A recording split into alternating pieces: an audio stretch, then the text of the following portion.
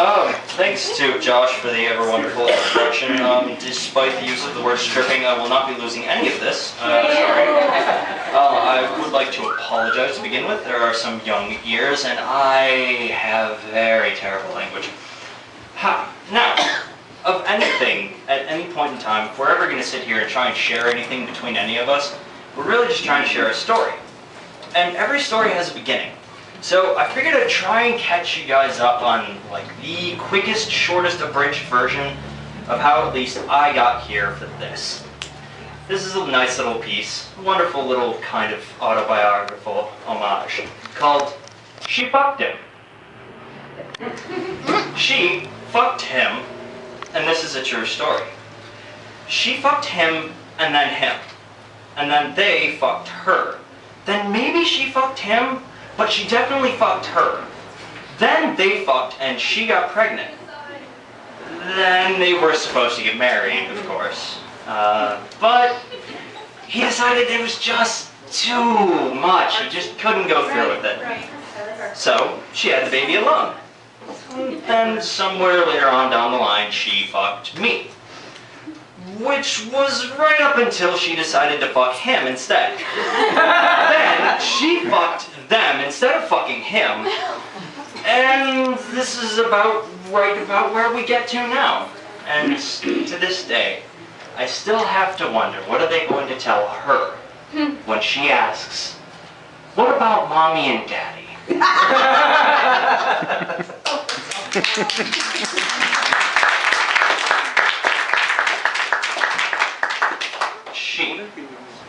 She touched me again.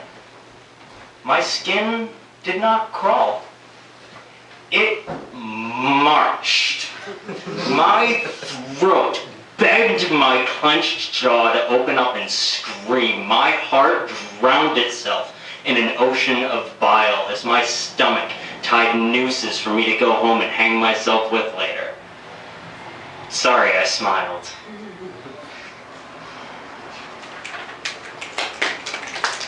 Click, whir, click, whir. My memories play like film reels on a brick wall. Sketchy images of outdated acting by the best of their time. I can reach out and touch them. Faces brush like fresh oil paint on wax paper. I'll never hold it again. And I don't want to. You're now nothing of who you were before. And I cannot wait to go home and find her waiting for me. Now this one might lose a few of you, and I apologize. Oh, we're lost already. Ni nedru. Tukai tam. Ni paniki. Nisem nich. Semle itsi nich. Shele se severash da obstrajem. Sumsido tam stabo kopto kaisam. Skoraj reznichen. Skoraj tam. Tore zakaj moram biti tam. Da bi mi ti ignoriral.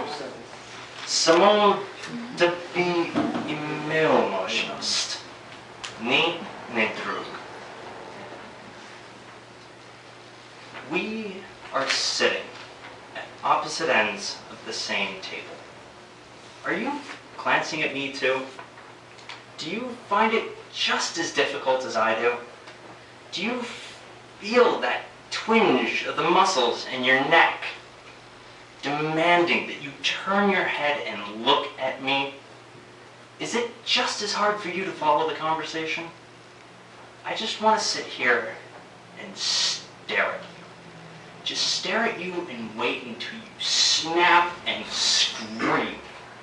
Do you want to kiss me, or do you want to kill me? Do you want to punch me, or do you want to fuck me? Do you love me? Do you hate me? Do you even care? Or have you really managed to have forgotten? I guess it doesn't really matter in the end, because we still have volumes left to say. about this hole that I call home. 4 dirty, bruised white walls, beaten by weather, betraying age, a complicated shadow and sore flesh cage. Within these dirty walls, when love gives way to rage, you walked in a shadow and left this empty cage. A hole that I call home. Scar-etched walls, blue veins give way to blood turned black with age. Age too young to come by, lessons too big to learn, and shadows speaking tongues from dust-filled lungs of shame. A broken and dirtied cage. In 4 walls remains. These tourniqueted, truncated transgressions and poisonous possessions, pertaining pernicious portents of potent lamentations of lost destinations, craving, carving carnal confessions of our lustful intentions. A love so wrong, it found a way, with both our hearts giving way to a chase for daylight, draining our few fleeting moments, chained. A hole I call home, where love managed to find a way. My torn and battered skull, we chased a brand new day. Our truths are unfulfilled. Promises are still in our reach. An empty and hollow space, we put this dead and dying bird in its cage. 4 dirty, bruised, beaten walls. You took the pain away, torn through by your dirty little claws, sought health and love and gain. Veins turned black with rage. You brought me to this place, this dirty, empty cage. And the words she said went ripping through my head as I shout to no one, a fretless, fitful reminder. The words that we had left unsaid may very well echo when we're dead.